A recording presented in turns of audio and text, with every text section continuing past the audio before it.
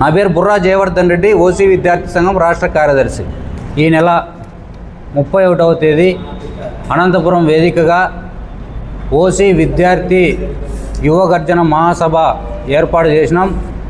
ముఖ్యంగా ఈ మహాసభ ఉద్దేశం, అగ్రవర్ణాల్లో కూడా చాలామంది పేదవాళ్ళు ఉన్నారు. అగ్రవర్ణాల్లో ఉన్నటువంటి అనేక మంది విద్యార్థులు కానీ, యువకులు కానీ, మహిళలు కానీ, విద్యార్థినులు కానీ అనేక విధాలుగా బాధపడుతూ ఉన్నారు. ప్రభుత్వాల నుంచి ఏమాత్రం సంక్షేమ ఫలాలు అందక రిజర్వేషన్ల వ్యవస్థ వలన 75 సంవత్సరాలుగా విద్యా ఉద్యోగ అవకాశాలు చాలా కోల్పోవడం జరిగింది. అందుకే మేము ఈరోజు చెప్తా ఉన్నాం, ఓసీ ప్రజాప్రతినిధులకు చెప్తా ఉన్నాం, ప్రభుత్వాలకు చెప్తా ఉన్నాం, రాష్ట్రంలోనూ అన్ని ప్రధాన రాజకీయ పార్టీలకు కూడా ఒకటే హెచ్చరిక చేస్తూ ఉన్నాం. ఈరోజు రాష్ట్ర శాసనసభలో, పార్లమెంటులో అత్యధిక శాతం ఓసీ జనాభా ఉన్నటువంటి ప్రజాప్రతినిధులు ఉన్నా కూడా మీరు ఆ ప్రజాప్రతినిధులు అసెంబ్లీలో కానీ, పార్లమెంట్లో కానీ మీరు ఎందుకు మాట్లాడడం లేదు? ఓసీల సమస్యల నుంచి కూర్చోట ఈ సందర్భంగా మిమ్మల్ని అడుగుతూ ఉన్నాం.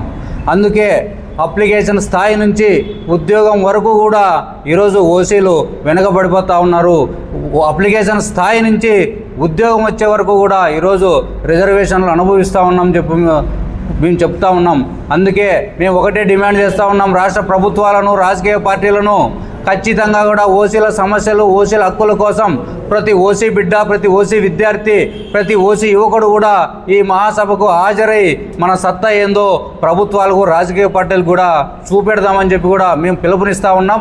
31వ తేదీ అనంతపురం లలిత కళా పరిషత్తులో జరిగే ఈ మహాసభ వేదికకు పెద్ద ఎత్తున మీరంతా వచ్చి కదలి రండి అని చెప్పి పిలుపునిస్తూ ఉన్నాం. నా పేరు మంజునాథ్ చౌదరి, రాష్ట్ర ఓసీ సంక్షేమ సంఘం ఉపాధ్యక్షుడిని. గత 30 సంవత్సరాల నుండి మా ఓసీ సంక్షేమ సంఘం అనేక పోరాటాల ఫలితంగా కేంద్ర ప్రభుత్వంలో చలనం వచ్చి ఈడబ్ల్యూఎస్ కార్పొరేషన్ ఏర్పాటు చేయడం జరిగింది. అలాగే ఓసీ కార్పొరేషన్ కూడా సెంట్రల్లో కూడా మనకు ఏర్పాటు చేయాలని కోరుకుంటున్నాము. రాష్ట్ర స్థాయిలో ముఖ్యంగా ఓసీ నాయకులు ఓసీల గురించి సరిగా స్పందించడం లేదు. ముఖ్యంగా ఈ మీడియా ద్వారా వాళ్ళని కోరుకుంటున్నాము. ఓసీలకు సమస్యలపై ఎక్కువగా మెరుగున పోరాటాలను కోరుకుంటున్నాము. ఇంతకుముందు కూడా గత 20 సంవత్సరాల క్రితం కూడా మేము మాయావతిని ప్రధానమంత్రి చేయాలని కోరుకున్నాం. ఎందుకంటే ఆవిడన్నా కనీసం ఓసీలలో అగ్రవర్ణ పేదలలో ఎంతోమంది రైతులు, విద్యార్థులు చాలామంది బాధపడేది ఆవిడకన్నా తెలిస్తే కనీసం మాకు ఓసీ కార్పొరేషన్ ఏర్పాటు చేస్తుందని చెప్పేసి చాలాసార్లు మేము అడగడం కూడా జరిగింది. ఇప్పుడు మండల స్థాయిలో కూడా ఓసీ విద్యార్థులకు కనీసం హాస్టల్స్ లేవు. ఆ హాస్టల్ని కేటాయించాలి మెయిన్. ఎందుకంటే చదువు ఉంటే దేశం బాగుపడుతుంది. ఆ చదువునికి ఇది ఇగ్గుకొని రావడానికి ఓసీ విద్యార్థులకు హాస్టల్స్ లేవు, హాస్టల్స్ ఏర్పాటు చేయాలి. ఇలా అనేక డిమాండ్లతో మేము 31వ తారీఖున సభను ఏర్పాటు చేస్తున్నాము. ఓసీలందరూ పాల్గొని వాళ్ళ వాణి వినిపించాలని కోరుతున్నాం. Thank you. నా సహోదరులకి, ఓసీ సంక్షేమ విద్యార్థినులకి, అలాగే నాయకులకి నా నమస్కారం అండి. ఈరోజు మేము ఇక్కడికి రావడానికి, ఈ ప్రెస్ మీట్ పెట్టడానికి గల కారణాలు ఏంటంటే, స్వతంత్రం వచ్చి 75 సంవత్సరాలు పూర్తి అవుతున్నా కూడా ఈ ఓసీ విద్యార్థి ఓసీ నుంచి పుట్టిన మేము, ఓసీ బిడ్డలమైన మేము ప్రభుత్వాల నుంచి ఎదుర్కొంటున్న సమస్యలు, అలాగే ఉద్యోగాలు లేక ఇక్కడ నుంచి ఎక్కడ బ్రతకలేక ఈ ఓసీకి సంబంధించిన ఈ రిజర్వేషన్ ప్రక్రియలో నష్టపోతున్నది ఎక్కువ ఓసీ విద్యార్థులు, అలాగే ఓసీ బిడ్డలు.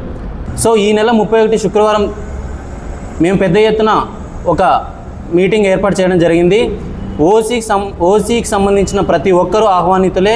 మీకు జరుగుతున్న సమస్యలు, అలాగే మనకు ఈ రిజర్వేషన్ వల్ల వచ్చే ఇబ్బందుల గురించి మనం గట్టిగా మాట్లాడి ప్రభుత్వానికి మన విన్నపం తెలియజేసి, మనమంతా ఓసీ బిడ్డలుగా పుట్టినందుకు మనం ఇబ్బందులు పడుతున్న సమస్యలకు, మనం ఎదుర్కొంటున్న సమస్యలకు మనమందరం గట్టిగా ప్రభుత్వానికి మనం వినతి పత్రం అందజేసి మన సమస్యలు చెప్పుకుందాం. సో అందరూ ఆహ్వానితులే.